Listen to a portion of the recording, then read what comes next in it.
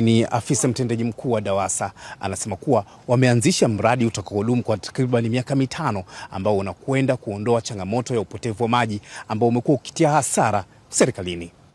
Katika swala la upotevu wa maji tunaweka katika makundi makubwa mawili.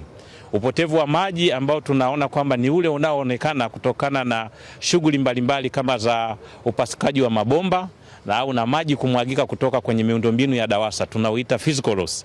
Kwa hiyo kuna hilo kundi la kwanza, lakini kundi la pili ni upotevu wa maji ambao hauonekani au tunauita ni wa kibiashara ambao unatokana na aidha kwa baadhi ya watu kujiunganishia maji kinyume na utaratibu na kutumia bila kuwa kwenye mifumo yetu, lakini wengine ni wakati ambao wengine wanakuta usahihi wa dira zetu kwamba zinapokuwa zinachezewa.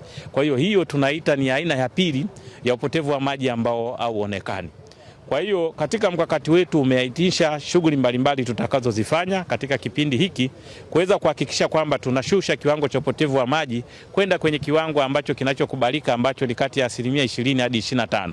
Mkama Bwire amewaomba wananchi kuendelea kutoa ushirikiano ili changamoto hii ya upotevu wa maji iweze kutatuliwa.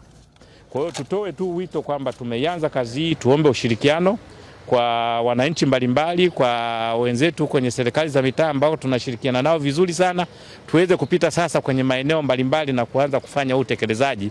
Wakati huo nako tunategemea kuwa na mkakati mkubwa sana namna gani tutakavyoweza kuja kuzindua, lakini kwenye hatua ya awali tumekutana hapa kama mnavyoona, vifaa tayari tunavyo vya kutosha, mabomba yapo.